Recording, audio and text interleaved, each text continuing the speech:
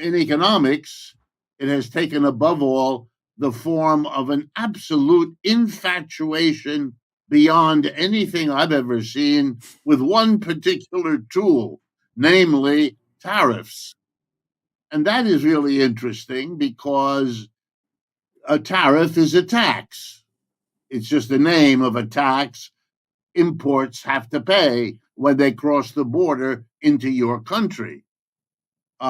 In the early years of our society as an independent country, after we broke away from the British Empire, we did as a nation rely on import duties because we were a relatively minor colony and our economic life was heavily dependent on export import.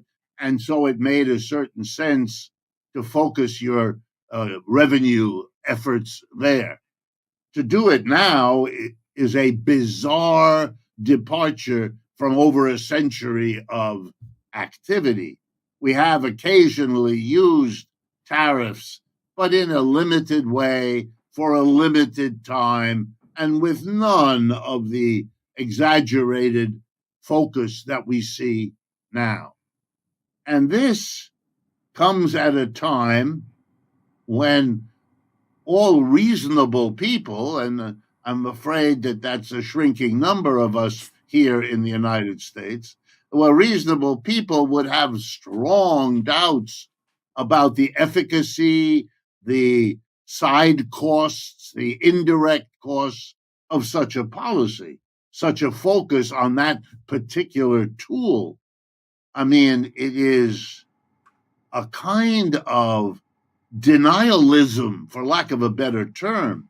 It's a denial of how the world economy has changed, because if you took that seriously, then this is a rather bizarre attempt to reorganize a world economy that has taken the last 75 years to arrive at this particular situation, which makes tariffs a very odd choice indeed.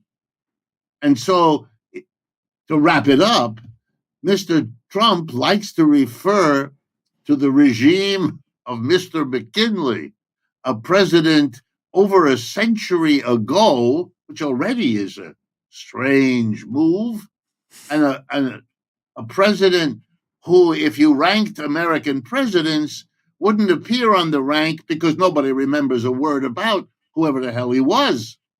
You know, there's a mountain named after him. Other than that, well, we don't know much. But yet, Mr. McKinley made some tariffs. He made them, by the way, not when he was a president, but when he was a congressman